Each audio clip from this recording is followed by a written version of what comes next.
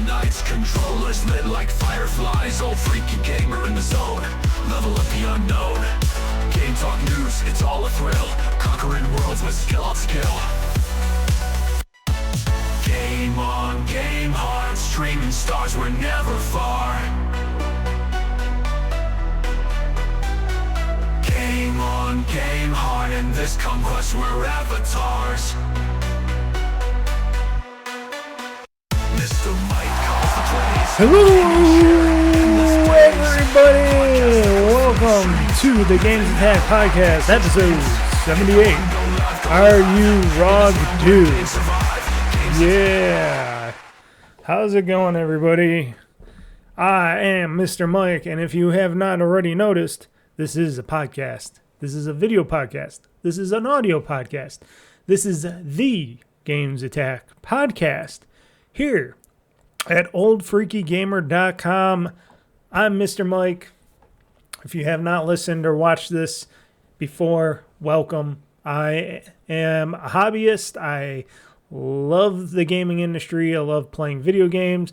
I might not like the companies that are putting out the video games half the time if they're not being so kosher, and a lot of the hardware and stuff is getting expensive, and you know, it's some trying times out there for us gamers out there. That very expensive, but all in all, I am happy to be in this hobbyist industry, I should say, and I like to have fun with all the art that I get to play and all the people I get to talk to about video games and what's going on. So, if we want to talk about stuff, we're going to be talking about this device that I got right here, of course. The device that's behind me there, but the device that I got right here. If you're listening to this on audio, sorry, you cannot see this, but you can always watch the video of this on YouTube or on my website at OldFreakyGamer.com. And that is this. I got it. The Xbox ROG Ally X, or the official name that they like to call it is the ROG Xbox Ally X. Now they got two of them. They got the Xbox ROG Ally, and then they got this, the X version, which is the more powerful, more expensive version at $1,000 compared to, I think, what, $600 for the other one, $599. And doesn't, even though a lot of people out there, which we will names, I'm not, no namesayers here, but a lot of people out there that are, let's just say, I don't know, bad attitude, bad-willed, or you know, fanboys of something else or whatever, they just like to stir up trouble. They're complaining. There are a lot of whiny complainers out there saying, oh, too expensive this, too expensive that. And it doesn't matter how much I say it or how much anybody else out there that does podcasting or in the industry says it. Gaming isn't going to be cheap, Eddie. At least if you're not buying just indie games on Steam or something, or the Xbox store or whatever. Gaming isn't going to be cheap for you. At least not for a long time, unless if a lot of these big giant companies start, I don't know, downsizing their games or something, which I'm sure a lot of people complain about as well, but there's got to be a give or take. You know, you can't just have these multi-million-dollar projects and not sell them to make money. That's what these companies are in for. These leading industry-wide companies are in it for the money, not for your amusement. They want to get you amused. They want you to have fun with your games. They want you to stay in their ecosystems and pay them lots of money, but they're in it for the money. You just got to realize that. Now, for indies and stuff, sure, they want the money, but they really want people to enjoy their games and they want to be creative. And then the people that are stuck in between, that work for the industry but still love gaming and want to make something really cool and, I don't know, precise for people out there to play their stuff, those are the people that are stuck in the middle, but they really want to give you a good game for your money. So things like Grand Theft Auto 6, people always talking about, is it going to be more money? Is it going to be less money?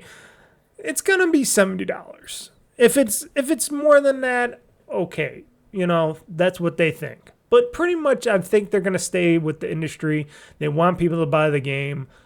they're going to sell DLC. They're going to sell digital whatever collector's edition packs or something. I don't know if they'll do any physical editions anymore, or physical collector's editions like they used to in the past, but they're going to do something to get your extra money, like a premium pack or something. And if they eventually talk about if the new GTA 6 has online and stuff, and that online multiplayer, GTA Online multiplayer and stuff, then they'll probably talk about that and shark cards or whatever. They'll talk about ways that they're going to be profiting from that. So that's one of those things that, it's going to be a great game. It looks like it might be a great game. I'm still worried about some of the other little stuff in the game that I saw in the trailers. But all in all, if there's not, it should be a great game. And I'm hoping that.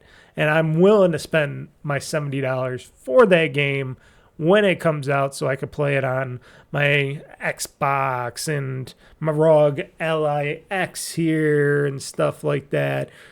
Xbox ROG Ally X, I should say. I can't just say ROG Ally X because there is a ROG Ally X. I got to say Xbox ROG Ally X. And I know a lot of you are probably questioning yourselves, why did you just say that you could play Grand Theft Auto? You're not going to be able to play Grand Theft Auto 6 day one on your Xbox ROG Ally X. You're crazy. You're stupid. Well, no, because if it's coming out on Xbox and stuff, and they're coming out for PlayStation and stuff like that, we will be able to play it on our portables. Like Sony, they got remote play. Microsoft has remote play. And I will probably remote play Grand Theft Auto 6 on my Xbox ROG Ally X. That's how I'll play that portably. That's how you play those console games right now. Portably is doing remote play. Now, it's not the biggest convenience for everybody, and you got to have good Wi-Fi connection. You got to pay for, I think you got to pay for Game Pass Ultimate to do it or something, or regular. I think you got to pay for the Game Pass. I don't know if you could just do remote play without paying for something. I think you got to pay for something. You got to get the online portion. I think gold, the version of gold or whatever. I don't know. I'd have to look into that more. I've always been like a gold premium or Game Pass Ultimate kind of guy, so I don't know technically about the lower tiers. I know if you want to play cloud-based gaming from something like that, you gotta pay for it, but I'm wondering if remote plays the same way or if that's just included. I'm pretty sure it is, because you got to get online with your console. So I'm guessing whatever way you can get online with your console, that's the way you can play something like your console-based games on a device like this. Or some other device if you have another portable device that you can do and link up to cloud-based gaming. They say you can play it on anything, your TV, phone, tablets, whatever. They make Roku sticks and Amazon Fire sticks that can play Xbox games wirelessly and through the cloud and remote play. So why not do that on here? And it works well for me. It works well for me, and it looks great on devices like this. So I'm going to put this device back down because I'm not going to hold it the whole show. But like I said, this is the Xbox or the ROG Xbox Ally X, if I want to say it, the real name of it.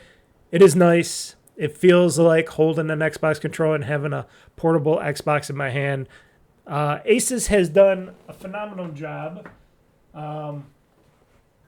with this device, with Microsoft /Xbox. I'm still going through stuff on it. All I'm going to say is that I might have a review in the future, a final review, and also video review and actual article on my website in the future. I don't know when. It depends on whenever I have the feeling and time to do one, because I'm doing a lot of other stuff.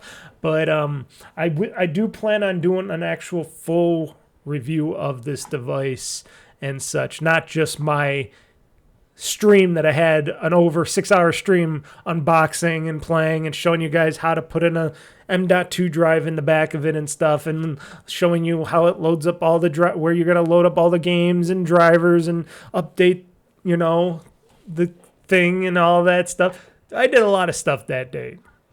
That was a long stream on Thursday. That was the longest I ever streamed or sat on my ass to stream anything. I did make videos that were 6 hours, and nobody watched them. People were watching this, though. People were interested, and I thank you all for watching. I had, during the streams, because I had to have 2 streams because YouTube kicked me off on the first stream. Still don't understand why. I was still looking why they kicked my stream down or whatever, and then I had to hurry up and put up a brand new stream just to counteract that stream, and I don't know what went wrong there. I don't know what YouTube was doing. I don't know what they're thinking. It had to be something to do when I was playing the Oregon Trail. That was the only thing that I was doing besides updating my Xbox ROG Ally X over here, that I was playing the Oregon Trail at the time while we were waiting, and that's when it was giving me the warning, you're doing something bad. And I'm like, what am I doing bad? I'm not even playing any music. Now, I was playing American Truck Simulator on Friday, and it had its like little stupid yellow warning bullshit and stuff going on, because it does that when you're streaming with OBS and stuff. It could show you like warnings or whatever. But it wasn't like taking me down. It was just saying, some of this can't be viewed in certain territories, which basically the only territories that my videos can't be viewed in because of music and stuff is Russia and somewhere else that is, who cares? Sorry, Russia, you guys don't want me to view. I don't care if you don't view anything on my stuff on Russia. That does not bother me one bit, but otherwise it was still working, and I don't know what happened, but I put up the stream, and then when I was still recording it on my side, so that whole video that I put up later on YouTube, actually after I did the stream, that is the whole thing uncut, and I took off some of the ends and stuff and edited up really nicely. So if you guys want to watch it, go to my website, OldFreakyGamer.com, or go to YouTube.com to watch that. If you want to watch that in the background while you're doing some other important stuff or whatever, watch it on your tablets, whatever, or if you're playing a game and you want to watch me do my unboxing of the Asus ROG Ally, Xbox ROG Ally X, go ahead. It is fun. And like I said, I had like over 100 people on the first part of the stream, another like 80 to like 90 plus people on the second part of that stream. And then I already have like, I forgot how many, a lot of people just watching the video after the fact. And I thank all of you, and I hope I did a good job. I hope it was fun. Like I said, I played a few games, and I tried to take some requests, not too many people were asking too many questions. There was a few, and I thank you for asking some questions if you were truly into this and not just saying, oh, this is a piece of shit. Like I had the one commenter, of course. You get them, because there's ignorant people out there. There's ignorant people everywhere out there that they're just always out there to complain. And there's like, oh, you better be happy of not being able to play your games in the near future. Oh, spend all that money to not be able to play your games in the near future. And I'm like thinking, why would I not be able to play games? This is a computer. First off, it's a computer. I can play my games from anything. It's Windows. You can play your games from anything. Steam, Xbox, GOG, Epic Store. I can keep going on, but I don't know what all the other stores are. I know there's the EA store, the shitty Ubisoft store, the Battle.net store. I could keep going on, no, but and then they're like, well, all your Xbox games, you spent all that money on those Xbox digital games and Play Anywhere games, those are all going to go away. And I'm like thinking, whoa, you must be definitely evil. He must be like somebody that's so gaming depressed or something. He must be either so sad as a person, or he's a PlayStation fanboy. Sometimes they do that, because we did that on the Xbox. Like I said, he had to have something wrong with this guy. And, I commented back, and I'm like, well, sir, you're wrong on this and that. And I gave my 2 cents back on the comment, and I'm like, dude, these games are going to be around forever. As long as Microsoft is making a shit ton of money, which they are from digital sales of games, which they are, they said that's where their most profitable part of the business is in the gaming division, from the software, not the hardware, but the software part of it, and they're not going to give that up. Now, they'll still continue to sell games.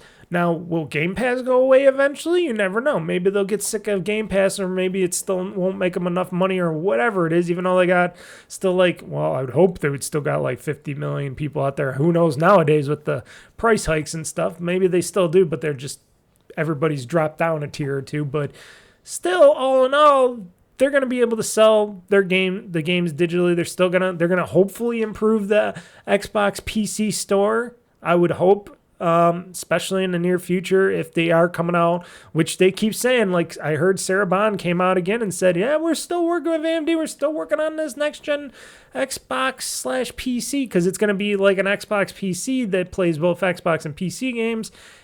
And I think in the future, and I don't know near future, but in the future, I would think and hope that if they can get most of these games, even backwards compatible games, to eventually run on stuff like my Xbox ROG Ally X and stuff, they might be able to do it with software emulation or whatever, cloud streaming, whatever, you know. But in the meantime, like I always tell people, if you want to play some of your Xbox games that are not cloud streamable and stuff like that, or they're older games, but you really want to play them on a portable device like your Xbox ROG Ally X or whatever like that, remote play works fine. If you got a strong Wi-Fi connection, maybe internet connection too, but I think they mostly said Wi-Fi in the documentation, so I think it's just going over my network. But you still need the internet to run it, but it'll run really good. I have a really good time. Or if you're hard connected to your network and you got a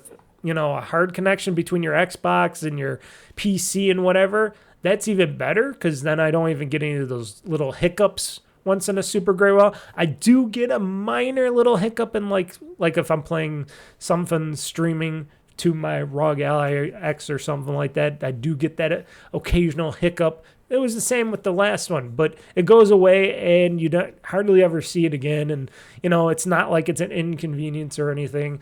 The one time it was working really poorly, but that was because I had so much traffic going over my internet connection through my network at that time. I was doing all this other stuff. I was downloading, uploading, doing this and that, backing up. So my bandwidth was being really used at the time, so it was getting a little foggy. When I turned off a few things and reconfigured my network, I made it to work better during high stress times.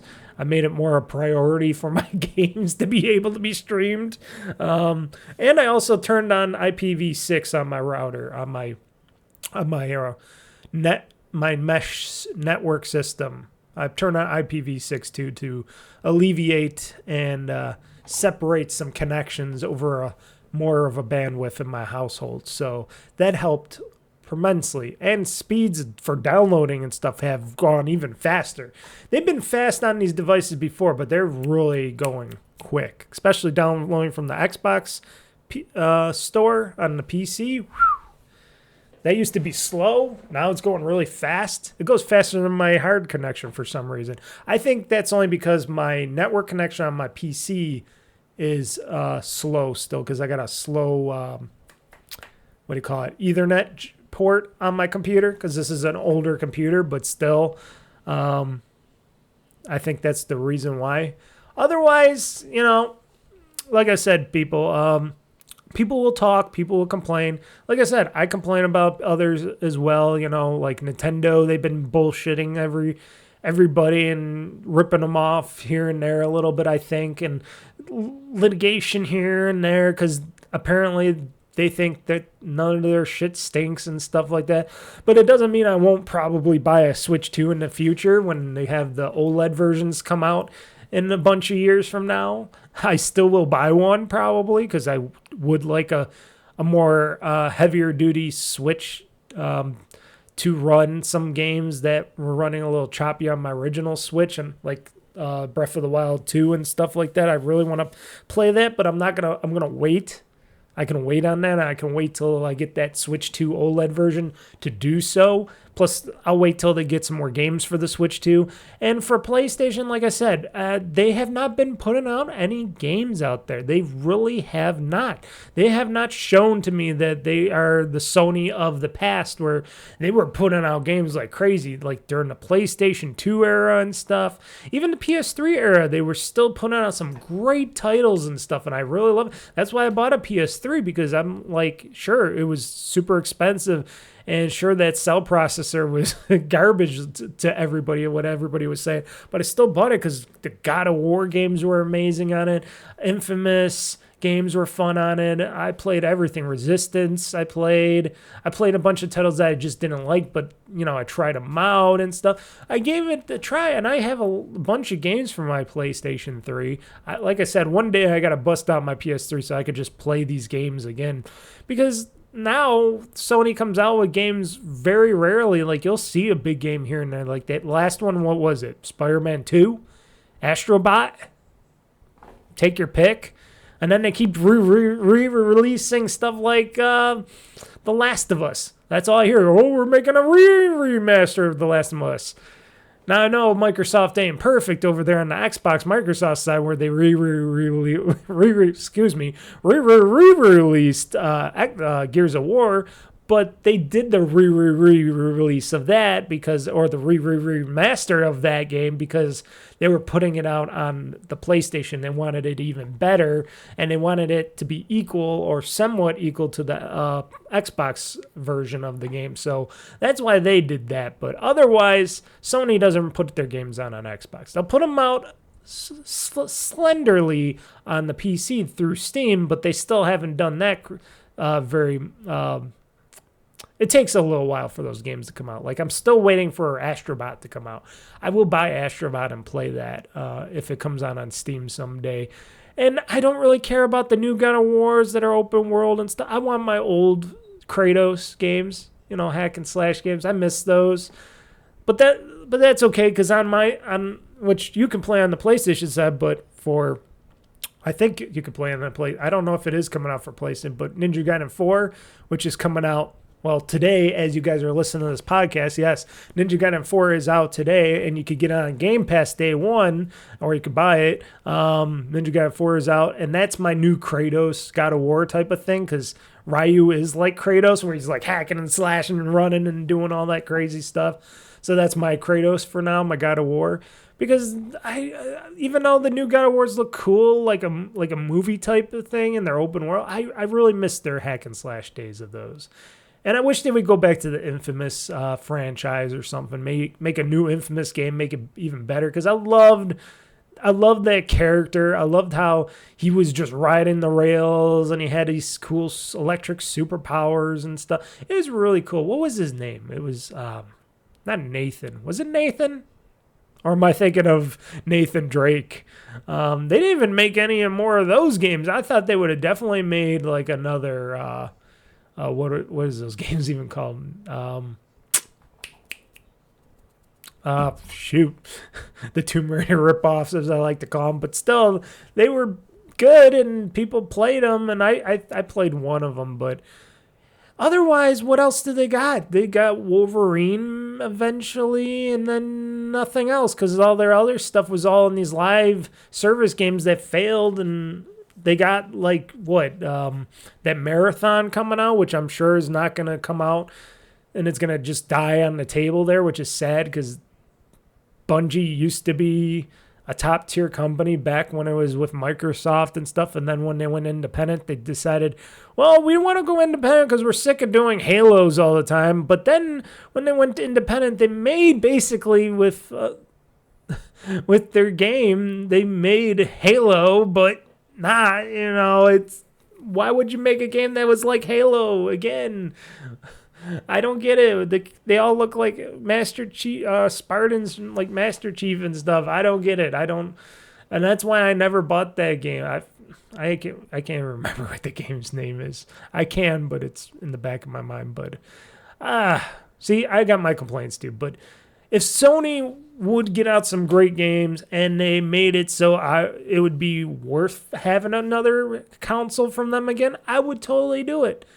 I had the PS4 in my hand. I had it. I purchased it, but I returned it because, like I said, the games weren't there. The controller was garbage.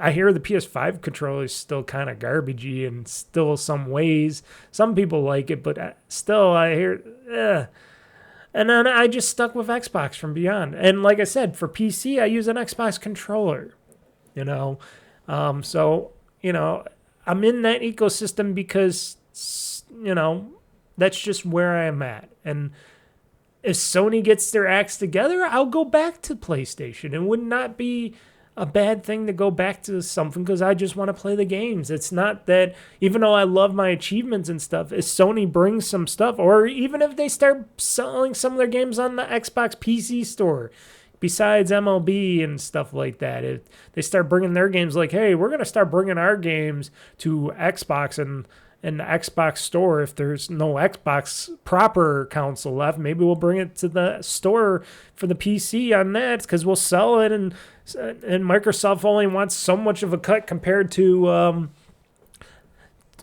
Steam, because Steam wants a bigger cut from us. They want 50. What is it? Is it still 50% or 30%? 30% from Steam, and maybe Microsoft only wants to charge us 15% or something, and we'll put it on their store. Even though they're our rivals, they're going to offer us more money for us to put our games on there because it just makes good business sense. And Sony is coming to that point where even their hardware is going to be way too expensive to sell out there, unless if you diehards, PlayStation fans, boys and girls out there, really want to buy it. Like, I was that diehard Xbox fan, and that's why I bought a Series X. Now, do I play my Series X much? Well, remotely I do now, but really, that's been sitting there a long time, or, I haven't used it as much unless if I watch a movie on it or something. But now I mostly play on my PCs, ROG Ally, stuff like that, because Microsoft Xbox expanded beyond the hardware. And they're software-based, or they're trying to go more software-based so that you can play these games on multiple systems and stuff and have a good time. Because they are not keeping up in the hardware business. And even though we still have the thing where, Microsoft and Sony are going back and forth right now saying, we're going to have these really super powerful consoles. And Microsoft just said they were going to have this even more powerful than the next PlayStation system. And I'm like, at what cost, though? It's like everybody's tone deaf out there in both Microsoft and Sony. We got to say both of them. I'm leaving Nintendo out because I think the Nintendo system, even though a lot of people say it's expensive, I think it's at a decent price for what you get for that hardware. Because you got to look at the hardware. I look into the hardware. I look at the chipsets. I look at all that stuff. I see what this stuff has, and I know what I know what costs are out there right now. And I think you're getting at least a decent deal for right now on what the Nintendo Switch 2 has to offer for the price. Now, game-wise, they can use more games, but they got all the library from the last Switch that I'm sure a lot of people want to play again because they weren't able to play it very well on the original Switch, and that they're using the Switch 2 to play those games again. So it doesn't have that hard of a thing. But with both Sony and Microsoft and the Xbox PlayStation, that stuff is getting so expensive, and they're still not, like people say, and they're still not doing proper ray tracing. They're still not doing proper, not enough games, etc., not pushing the hardware and stuff. And it's been over 5 years on these consoles, and people are still not satisfied. People are still, and then they want to bring on another console, another hardware for both of these companies in like 3 years or so from now. That's crazy. And then what are they going to charge for those? If the Xbox is leaving store shelves now and they're not, people aren't restocking because they're so expensive, what are they going to do for the next generation of console? That's going to be even more expensive. And what is Sony going to do with their next gen? Because they're going to be hit with tariffs and all that. And then they got the portable that they want to do. They're walking into a minefield. And will PlayStation fans want to spend $800-900 on the next PlayStation? Will Xbox people want to spend $800-900 on the next Xbox? People complain about the ROG Allies being too expensive, even though they're the cheapest next to Steam Deck, we'll say. But Steam Deck is a last gen system. Or last first gen, whatever you want to call it, system. So they haven't come out with a new gen system yet because, of course, expensive and tariffs and all that other stuff. But otherwise, the ROG Allies right now are the cheapest handheld gaming PCs you can buy on the market with Windows-based PCs compared to Lenovo Legion Go 2s and the Acers and other ones, whatever other ones are out there, the MSIs, whatever. And those ones don't even run the games well. They don't even utilize their hardware. At least with Asus, they've been in this portable scene for a while now. Like I said, I had my original Asus ROG Ally Extreme for over 3 years now, and I loved it. Sure, it was started off a little rocky and slow, but after a bunch of updates and tweaks and stuff, they made that thing rock solid. They made the armored crate rock solid, all that stuff, and it all shows in this system so far. And I've been nothing but happy with this new system. So, but that's just my perspective. That's what I like. I'll play games on multiple things. I'll still play games off my Xbox console if I want to. Like if I do streams and stuff, I still like having my Xbox console around so I could do game streams right here because I'm not going to stream it off my ROG Ally X. I could because it's very easy. That's another thing they improved on is the video capturing off this Xbox ROG Ally X. Sheesh, I plug in the USB-C to HDMI 2.1 connection capture, and it's like boom right there. A lot easier than the first generation. So they improved this quite a bit. But I think going forward, Microsoft, with all the hatred against Microsoft and distrust and stuff, they got a long way to go to get people back. They got to make something. If their core business of Xbox, sure, they're going to still sell hardware, I guess. We'll see. Things could change. Things could change. We still got like 2-3 years. Things could change. They could cancel everything. What they're doing and stuff. They could go. But what they got to do is make the software store, which is PC for Xbox, which could be more than that. It could just be the Xbox store eventually going forward. They still call it like the Xbox store. I call it PC for Xbox store because it is your PC games and stuff. They could make that a lot better. They can make better deals. They can have it even easier for people to find their software. Integrate Game Pass. They got to get more companies to be able to sell their games on the Xbox for PC store, even if their games aren't play anywhere titles.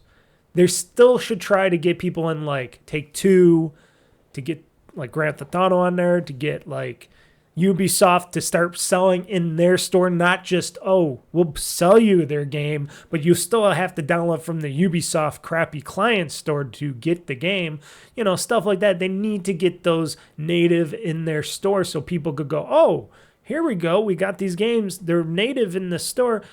We'll see. And what they're doing right now in the store with all the game compatibility stuff and all that stuff, they're doing a great job. And they've been having some great sales. Even though there's naysayers out there, they've been having some great sales on a lot of software in that store. And for somebody like me, I've been buying a lot of this software, extra games and software, if I play them or not, because I'm like, these are great sales. They're like Steam sales. And I hope these companies are getting their money's worth because, like I said, Microsoft, because they're not the winners in this, they're the losers, I hate to say. They're in the back of the pack. They're willing to, charge way less to have people put their games in their store. So that's a good thing for everybody. That's a good thing for us because then we can get better sales and we can buy our games from there.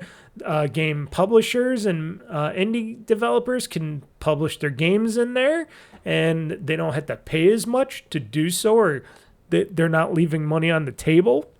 God, I'm just looking. Something weird's going on my thing here.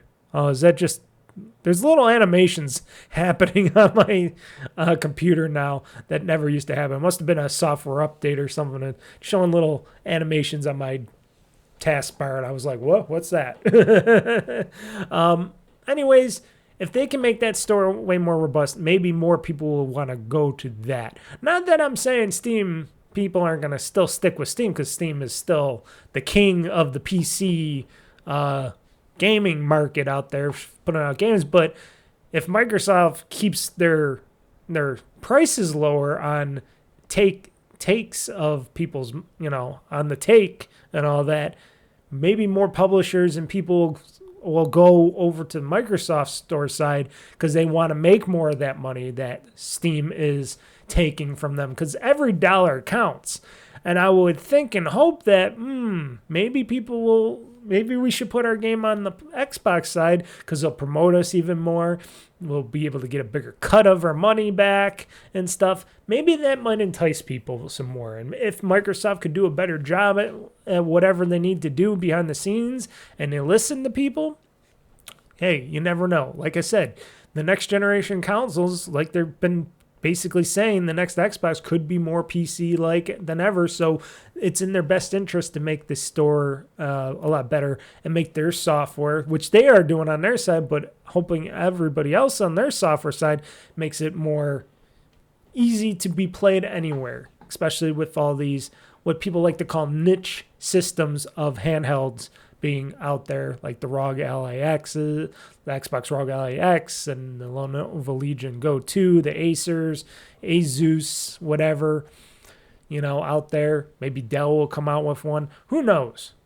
But that's just something we'll find out in the future. Like I said, my days of portable gaming have started, for portable, like PC gaming, have started 3 years ago when the Asus ROG Ally Extreme came out. Originally, I was going to get a Steam Deck. I was originally going to buy a Steam Deck. I was really happy about how Valve and Steam came out with that Steam Deck, and I was like, Now I was looking at it, I'm like, okay. But then when they said you can't play all your games unless if you sideload Windows, and then they were saying, well, we're going to work on the sideloading of Windows, even though there was problems like with sound and all that, and there was issues and stuff because they knew that a lot of the games weren't playable on the Steam Deck. That's what kept me from getting a Steam Deck, was compatibility for my games and stuff. Or else I would have bought a Steam Deck. Then when Asus came out with the Windows-based version of the Steam Deck in their own thing for a portable gaming computer, I was intrigued, because I'm like, well, I know Windows, I know how to run Windows, I know how to work on Windows, and that's where I came up into getting the Asus ROG Ally Extreme over a Steam Deck back at that time, and I never looked back, because I'm like, well, Asus took care of me with the ROG Ally, and I know Windows, and I know how to tweak Windows. Not everybody does. I know, even though my opinion is people should learn technology better nowadays, especially when you're living in a world that is like mostly all about technology, AI, all that stuff. People should learn how to use computers better. I don't know. And I know people say, well, Windows is finicky, we have problems. I have some little problems, but I don't really have any problems with my PC. I could be in my own little world here now, folks, because, this is what I love to do, is my hobby. None of this is my real job. This is just fun that I like to do, talking about games, doing this stuff, working on computers and technology and stuff. This is my fun moments, let's just say. Building computers, looking at hardware, stuff like that. Updating hardware, adding new M.2 drives in my ROG Ally, Xbox ROG Ally, and stuff like that. That's what I like to do. Not everybody's like me on that, and I understand that. And I'm not trying to push that on anybody. And like I said in my stream, I'm like, well, if you're not comfortable with opening up your Xbox ROG Ally X or the original ROG Ally and you're not comfortable with unscrewing it and slowly popping it open like I was doing, and you got to be careful when you do that, and then moving a wire that could short out anything and stuff, and unscrewing and unpopping it, the M.2 drive and popping in a new one, then don't do it. I can understand that. They could have made that a little bit more easier, but I understand. I understand it. They should have made it a little bit, because a lot of laptops, you just open up the one tab on the bottom with one screw and you just pop it out and pop in a new one. This one was a little. I'm surprised they didn't make a little tab. I don't know what Asus was thinking on that. Maybe it was just cheaper to just have a whole back plate, but they should have had it where you could have unscrewed it or pulled the tab or something, where you could have just popped it on and popped out the M.2 drive and put it in a new one.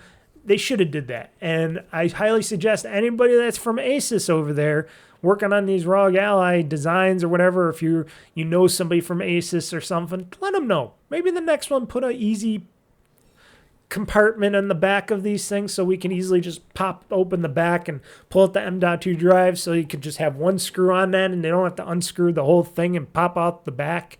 Not everybody wants to do that unless if you want to take out the battery or something out of it, Even then, they should have the battery compartment a lot easier, too. They should have, like, one screw on the bottom of that, just pop open the battery compartment. So if you want to take off that big battery, it should be easier. It should be easier for that stuff. I can understand that, But otherwise, it's a phenomenal device.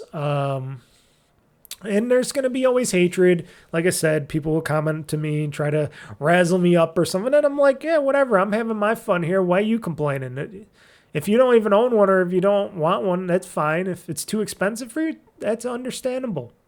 I'm not suggesting people spend $1,000 if you're not going to ever use it or play it. But it's a phenomenal device. It has a lot of great tech in there. I have been tweaking it. Late yesterday, I think I tweaked it really all I could tweak out of it. Now I took off all the programs that Microsoft still puts on there, the bullshit stuff. I deleted all that. I went into and I don't suggest this to people unless if you know what you're doing. I went into the runtime program, stuff that would just start up normally in Windows, and looked at all that. Looked at all the stuff that would take up extra resources from gaming and stuff. And technically, I gotta say, folks, from what I can see, besides all the extra garbage software that I deleted off of there and stuff like that, what I can technically see, though, they really, Microsoft, Xbox and Microsoft on that side really slimmed up Windows. They really slimmed up Windows 11 a lot on how it runs. Like, I was looking at all the processes and stuff like that in the system part of it, and I was looking at it, I'm like, wow, there's stuff running, but it's not like if I go to my normal desktop here and I could look at all the millions of processes running there, there's really that much. They really cut back on the fat on Windows 11 for the Xbox ROG Ally X and Xbox ROG Ally, I should say. They really cut the fat in Windows for that. They really streamlined that Xbox app overlay for the handheld. And also, I still use Armory Crate as well, and it works really well. And if you're willing to, like I said, to play around a little bit and learn how to utilize the systems between Armory Crate and the Xbox app, it just becomes second nature. Like, I use both Armory Crate and the Xbox app, and it just becomes second nature, and everything works so well. And then you could tweak stuff so easily in stuff like if you bring up the Xbox Armory Crate app, and you could tweak on how much power you want your CPU to be utilizing. Like, usually I just have it on normal mode, but I could put it on turbo mode if it's going to be something that I know is going to be a super demanding game, like Forza Motorsport. If I played that, I tried to play that on my Asus ROG Ally Extreme. Sure, I can play it, but it was really choppy, and I had to put on low graphics and all that. It would run a little jittery and stuff, and it played, but it wasn't the best. Now on the Xbox ROG Ally X that I have, I can pop that. Even though I can run it on normal mode, it still gets a little choppy. But if I want it super smooth and I want it still at 1080p and stuff, I put that in turbo mode, and it runs really well. It runs really good by tweaking a few settings here and there. And oh my God, that game is really fun playing it on my Xbox ROG Ally X, because I can play that game on my Xbox or PC here, but for some reason the sticks on the ROG Allies seem to be a bit better for me for driving. I don't know why. It could just be a weird mental thing to me, but it seems to work a lot better playing stuff like that. And of course, the Xbox ROG Ally X plays Doom the Dark Ages buttery smooth, where my Xbox ROG Ally Extreme original can't really run it at all. Even if I run it on turbo and I turn all the settings down to low, that thing runs like in slow motion. And I think I showed it once a long time ago. It's just like shooting. It was still kind of funny and fun to play it, but I want to run it fast and do it what a Doom game is like. This was running like in slow-mo and stuff. But on the Xbox ROG Ally X, that thing burns through it. I played Cyberpunk 2077 last night. I played a bunch of that. Tried that out on the Xbox ROG Ally X just to test it out and benchmark it, which I will have in my review and stuff, because I took screenshots of that. And that thing runs really good. That runs on I was surprised that it was running on high settings for that game. At first it was jittering a bit and stuff because I didn't have it on turbo mode. I would highly suggest, if you want to play Cyberpunk 2077 and you want better settings and you don't want to put it on medium or low settings and you want them on high and stuff, you got to put it in turbo mode, which, like I said, is the thing an Armored Crate does, where it could change the chip on how much power goes to the SoC chip for your thing. And I put it on turbo. I could play it on high, and it ran really good, and it was playing really good. Even though I beat Cyberpunk 2077 like 3 times over already, it was good to just benchmark it and test it on my Xbox ROG Ally X. It was a good test, and it ran perfectly fine. It ran okay on low settings on my ROG Ally Extreme, but this is night and day. This is night and day on what it is and what it looks like. And it was running almost at 60 frames per second. I think it was running like 30 frames and stuff most of the time, which was okay to me, but it was still running at like 1080p. Everything looked and ran really smoothly. The shooting in it was really fun. And I'm like, wow, this game is like awesome on this device, and it looks so good. It sounds so great. It was just really amazing. I didn't test out the Elder Scrolls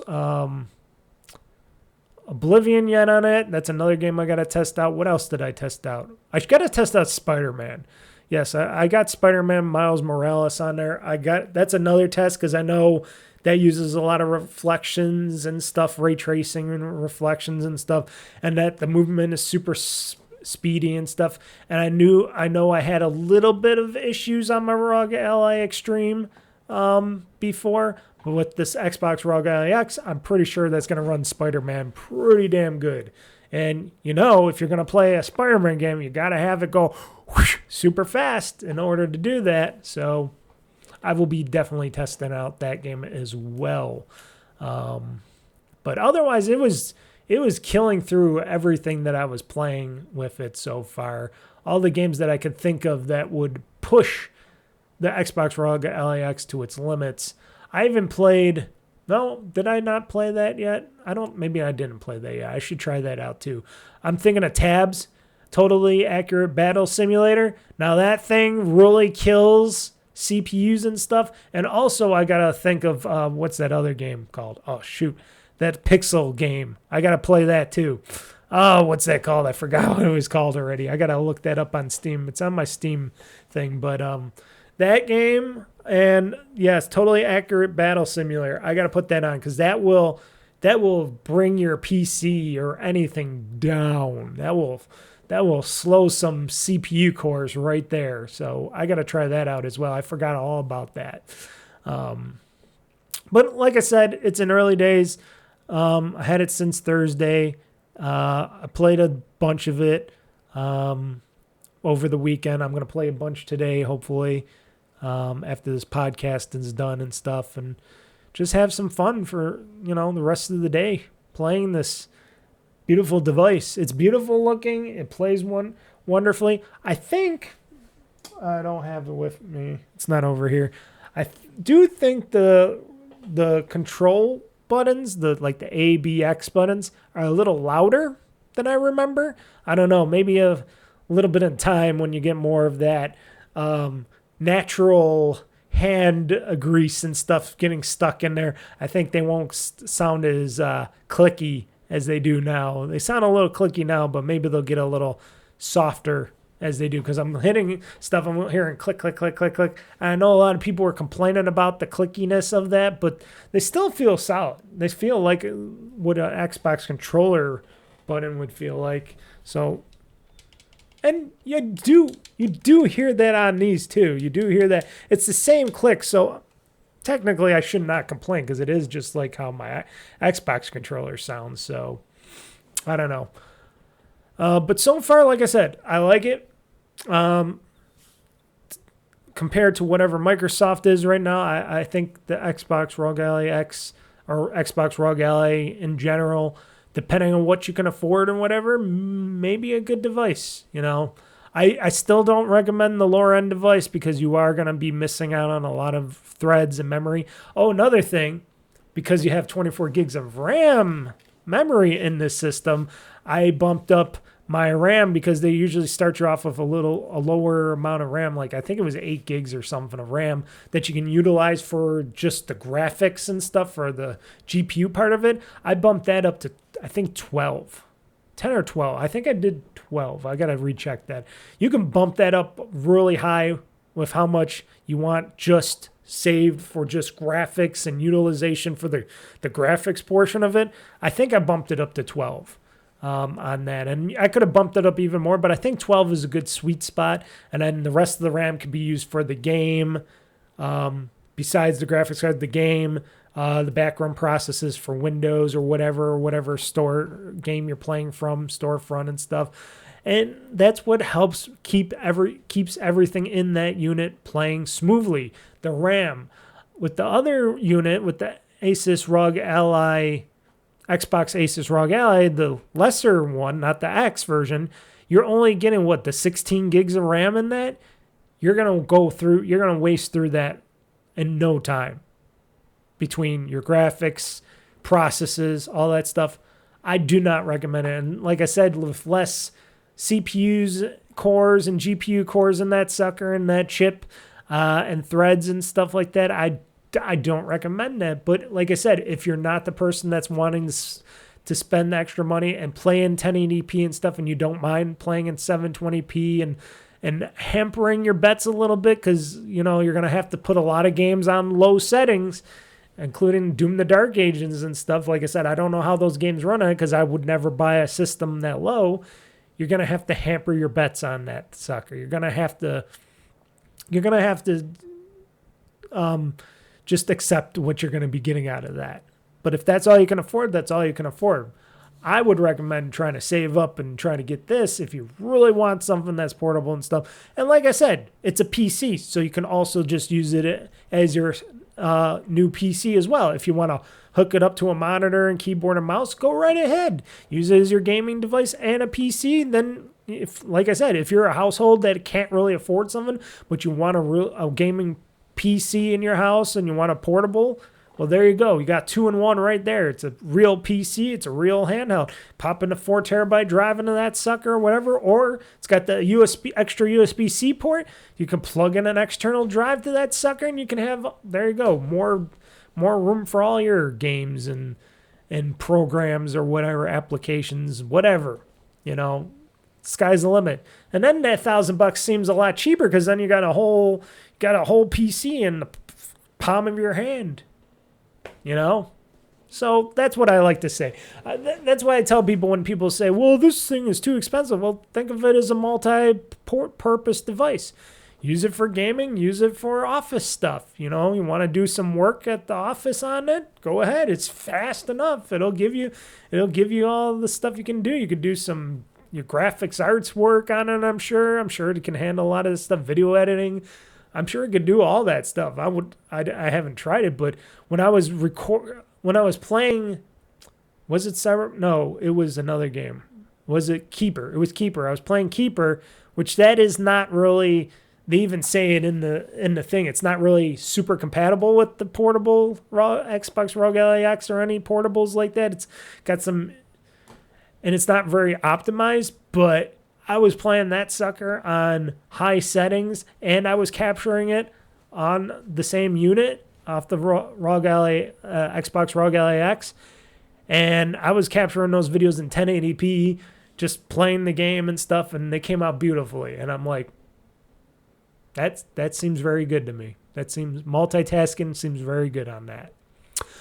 So like I said, this is just my first impressions so far. I'm sure you're going to hear a lot from other people. A lot of other people I noticed from other sites were still a little confused. They were having a little bit of trouble here and there. At first, I was wondering about the Xbox experience and, why is it not looking like it should? Oh, it does. It is running an Xbox experience, I found out, and it works great, especially if you put it in its performance mode, where it'll tell you, do you want to run this Xbox experience in performance mode, or you can just run it regularly. If I want to run it like a more powerful game, I'll run the Xbox experience mode, and it does look like you're running an Xbox on your portable. It does that whole blades kind of thing going on, and it seems very good. It's not something I really super care about, but it's nice when I can go from window to window in it and stuff, and it makes it really easy for me, but it's not something I really utilize. But otherwise, I heard some people having some. I'm waiting to hear from Jeff Gerstmann. He's really anti Windows handhelds, especially the Asus ROG Ally.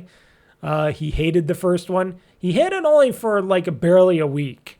And note, he's busy. He's got kids. He's got other things to do. So he didn't really test it out that much. He tested it out for like barely a week. And then he's like, oh, this thing feels and plays like garbage. And he was saying all sorts of stuff about it. He says, oh, that Armory Crate's just fucking garbage and stuff. And I'm like, and I had it at that time too. I had it before him, and I'm like playing this. I'm like, what are you talking about? This thing's rad. This thing plays all my games. It's doing it. Sure, Armory Crate at the very beginning was kind of garbagey. It was okay, but they really improved Armory Crate. And like I said, you got the Xbox part of it too, that now that you can do all that with that, it runs really good now. And now that you have the nice Xbox controller handles and stuff and triggers and stuff, and it has Holo Effect sticks and all that, there should be no problems. And Windows 11 on this, and like I said, they really trimmed it down. There should be no real problems with playing games on this system. If you're okay with Windows and you're okay with playing Windows-based games, And turn off all your notifications, on all that other bullshit. And people say, oh, things keep popping up. Well, turn off your notifications. It's a PC. It's a PC in your hand. What can I say? But you can turn that stuff off. You can tweak some little minor settings, and it'll be the perfect gaming device for you. I'm sure he's going to complain about some stuff, especially the updates and the amount of time it takes to update. And he's going to be like, I don't know about people wanting to play. But here's the thing. Consoles are going to be more PC-like than ever. We've been hearing that from at least Microsoft. Sony's going to be going in that direction eventually as well, because I'm sure their ecosystem's not going to handle what they're going to be providing in the near future, because it's going to be too expensive. Everything's going to be more PC-like, so people going to just have to take a grip, and you're going to have to deal with stuff like updates and this and that and all that. It's just something that goes on. And if you can't do that nowadays, then buy a Switch 2 or keep your older consoles handy and stuff and play on those. What can I say? You can't please everybody. And as a gamer, if this was a bad thing, if I was having tons of trouble and it was just everything was getting in my way, I would tell you. I would definitely tell you that this thing would be a piece of garbage and I would say don't get one. But I'm not having that. And I haven't had that with the original ROG Ally too. And note, I have more time with these systems because I don't have families or kids and stuff. And I would hope you would give it a little bit more time. And the same with the Giant Bomb Crew. I know I'm saying I'm calling them out. Those guys, they do a lot of stuff. They've been playing a lot of this, that, they got a lot more things going on. They don't have that dedication and time to sit down and learn stuff. They want stuff right away. These are the kind of guys, these are attention spans people of older people that want things done right away. They want it done. They want it ready and done and working right away. They don't like tweaking and stuff like I do and what other people do. They just want things ready out of the box, ready to play, ready to do this. If you're that kind of person that just wants everything ready right then and there, out of the box, whatever, maybe one general update, then this might probably not be for you because this is a PC, first off, that plays Xbox titles and stuff and a lot of other PC gaming software and such like that. But it's a PC first in a handheld. There you go. Simple as that. No complaints. People shouldn't complain, comment, whatever. That's just what it is. And if you can handle that stuff, this is a good device. Like I said, they really worked hard on this. They're still updating, still getting updates, stuff like that on a lot of stuff. There's still going to be a little minor things here and there, but I think they did a solid job at a lot of stuff. And like I said, Asus is a solid company that produces very solid gaming hardware, so I highly recommend it. But like I said, I still have to do a lot of playing and testing and stuff, and I will have an official, hopefully, review down the road for this thing. And haters will be haters, even if you hate Xbox. See, for me, I just hate Microsoft right now. I don't hate Xbox. I think that division's getting the short shift all the time. I think Microsoft as a corporation needs to get their fucking acts together, and I think they need to fucking start thinking about the customers more because they're going to lose all their customers because AI isn't going to fucking do it for them. When that bubble bursts, because we all say it's going to burst, it will burst, and it's going to hurt really bad, especially for Microsoft. And if they just have everything else of their stuff go to slop, and they're losing all their people and all the people that were supporting, I don't know. Like I said, Microsoft, Xbox, I hope they can pull it off.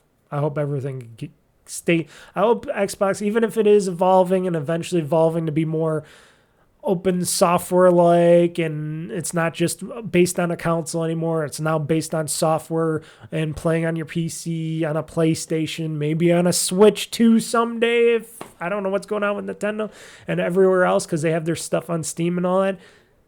And streaming and stuff like that. That's all the better. As long as they can give me the games from their studios that I want to play, that's good for me. And there's people that never cared about it. So those people can shut the fuck up and stop whining and complaining and stop trying to cause a scene because they'll never play them and they'll never play those kinds of games because they're all stuck in one little corner with their dunce caps on and that's all they're going to be. Let's see here. Why don't we get into talking about the games that I played in the past week? I think we shall, and I got to bring this up because it went to sleep because it's already been an hour in. So here's the games I played in the past week. The games that have been played in the past week. And it's about to rain outside, I can tell, because it's getting really windy and dark out there. And I got to turn on my light here. It says cloudy 79, but I think it's going to rain. Oh, yeah, heavy rain soon. Heavy rain soon. What time? Does it show what time? It says heavy rain soon at 5 p.m.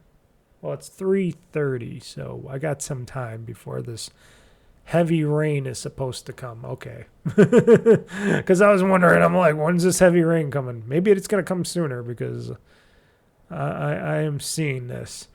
So games that I played in the past week, like I said, I've been testing out the Xbox ROG Ally X, so I've been playing between that.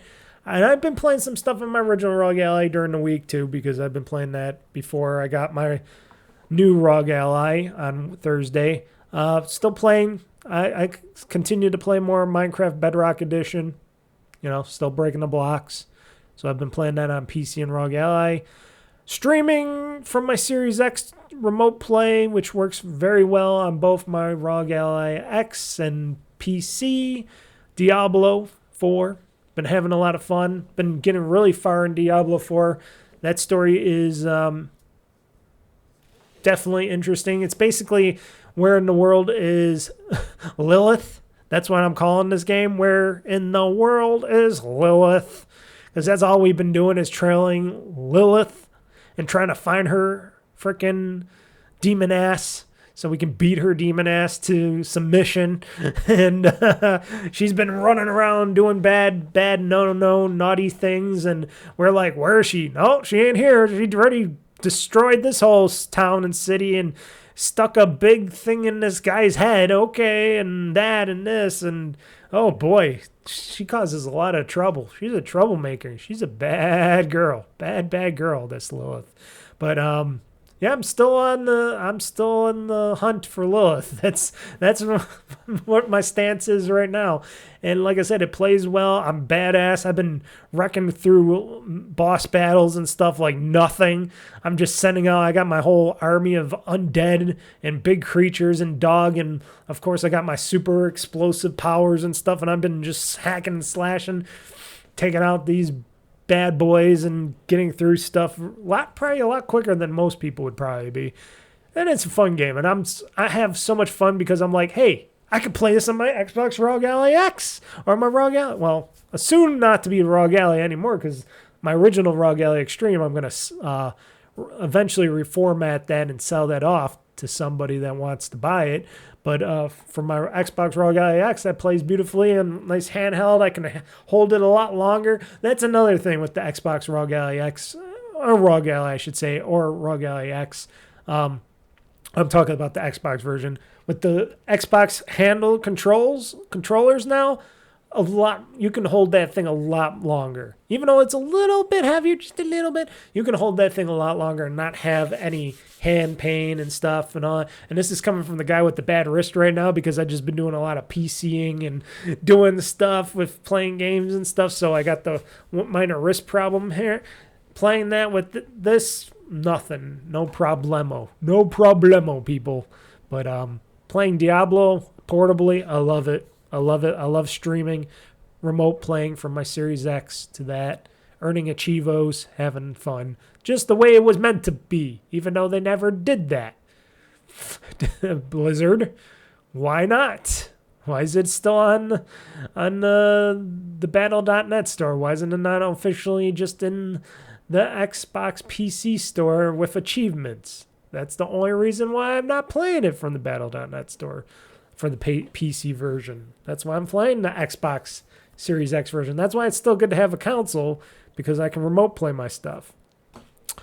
Finally started playing the Oregon Trail. I bought that. Well, it's not newly remastered now, but it's been out for a long time. But the Oregon Trail on PC, which was the game that probably caused YouTube to fuck me over and say, no, we're canceling you and shutting you down. I guess maybe YouTube doesn't like the Oregon Trail or something. I don't know. Because that's when my stream went down, when I was doing my whole Xbox ROG X launch stream, and it was just fine for all those hours. And then when I said, oh, let's play some Oregon Trail, and when I played the Oregon Trail, it just went, oh, warning, you're getting cut off. And I'm like, what the fuck? And I'm like, there's not any music in this Oregon Trail that's causing this.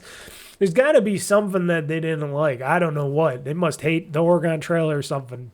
I guess the Oregon Trail is not a game you put on YouTube. They're anti-Oregon Trail over at YouTube, folks. I'm saying this now. But a fun game. I didn't get through the whole game because, like I said, after the stream got shut down, I'm like, okay, I'll turn off this game. And then it never had any problems when I put up the stream again. It had no problems whatsoever. And I was playing Supermarket Simulator after that, which might as well talk about that next. But the Oregon Trail, fun game for an old game that's been around for a long, long, long time. And for being a newer remastered game, pretty fun. Pretty fun. I like it. I got to play more of it off stream. Then, like I said, I've been playing a lot of Supermarket Simulator for the PC, the Xbox, should I say, PC version of it that has achievements and stuff. That thing is fun as hell. A lot of people on my stream are asking me, what the hell is that game? I'm like, this is Supermarket Simulator for Xbox Game Pass. You can get it right now to play on Xbox Game. I'm like, it's stupid, but it's fun. And the one guy's like, yeah, it is. It looks kind of fun and stupid. I'm like, yeah, it is. It's fun stupidness. And it's the dumbest game to play because it's like working, but not.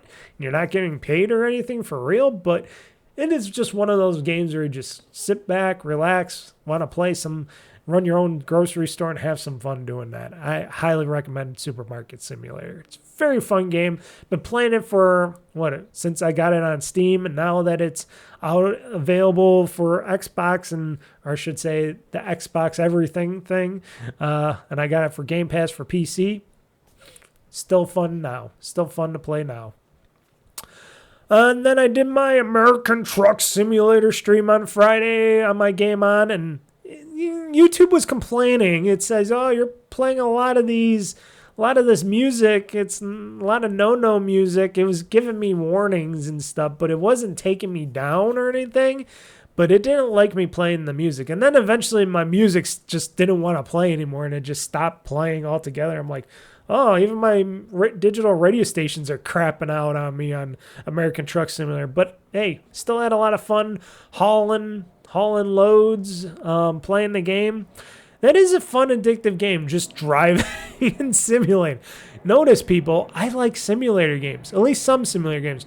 The one simulator game that I really did not like, okay, two, let's just say. Well, we'll say two. One more than the other. I hated Lawn Mowing Simulator. That was the worst game ever. Lawnmower Simulator was garbage to me. I didn't like it. I tried to like it. I tried to play it. It was horrible. I didn't like it. I cast it out. The other one was probably Farming Simulator or whatever, something. I know a lot of people like it. I didn't like it because there was just too much to that game. There was just too much, and I was way overwhelmed with Farming Simulator, whatever it was. I think it was 2025 or somewhere, or 2024, whatever. But I was just way overwhelmed. That's the only thing. Otherwise, the game was really good as a simulator game, but it was just so overwhelming to me. I'm like, what do I do? After the tutorial, I'm like, I don't know what to do. I really don't. And I'm trying to figure it out, and I'm like, no. And I just broke there. Sometimes a simulator game can be too simulatorly, like the recent, like the Microsoft Flight Simulator that they do now. It's a little too simulatorly, but I will play that once in a while. But if you would put too much simulator in your simulator game, sometimes it'll bug people out like me.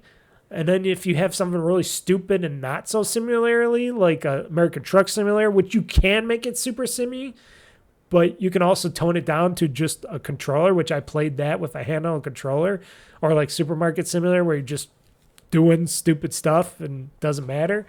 That's the kind of simulator games I like. So, but like I said, American Truck Simulator, fun, looks really good, plays very well.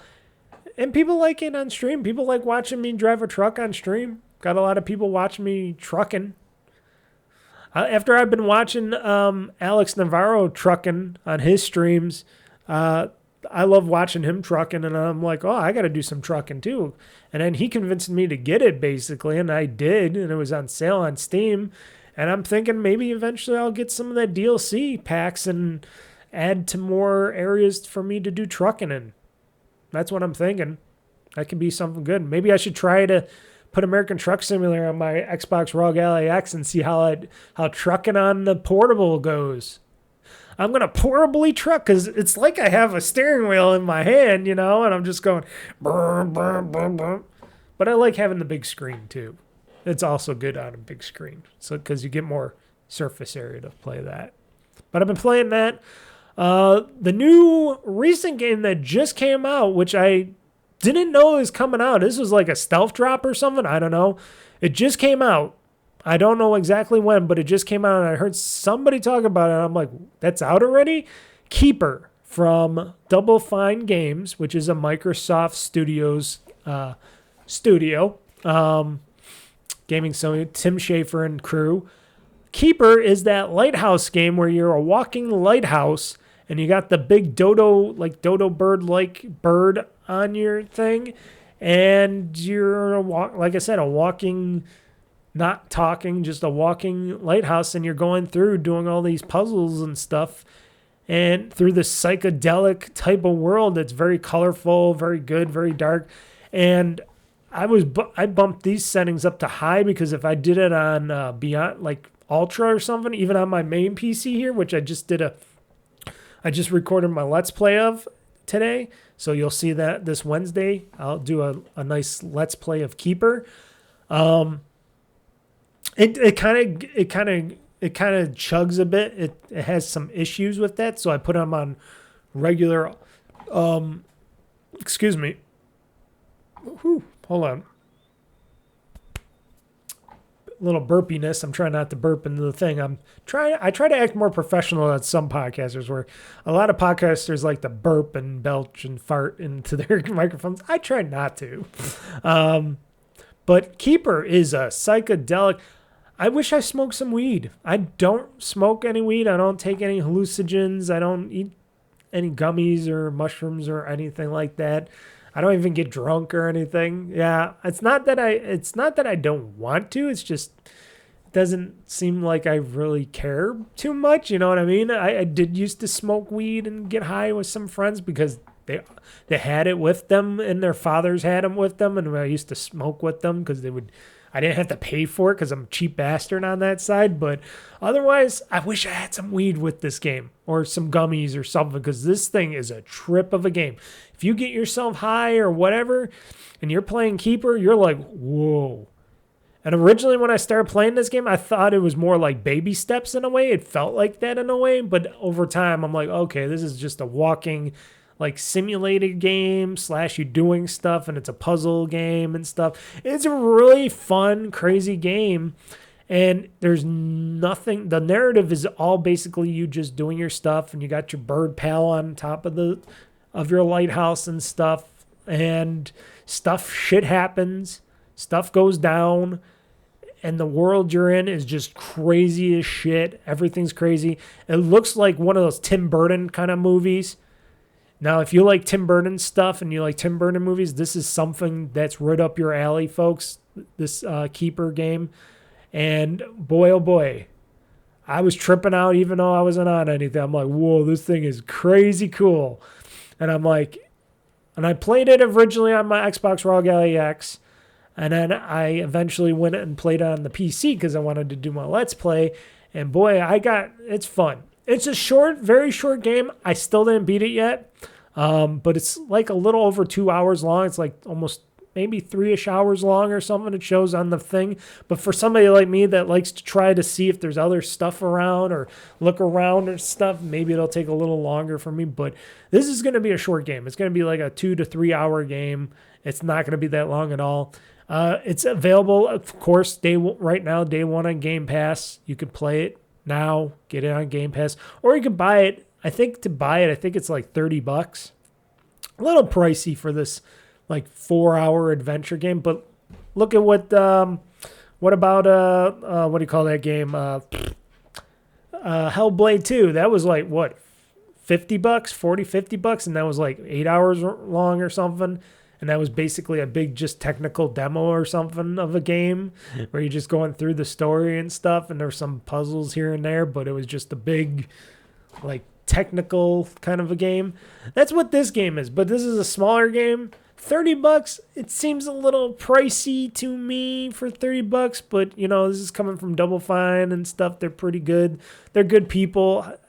I think they deserve it, but also I'm a Game Pass Ultimate guy, so I'm playing this for free.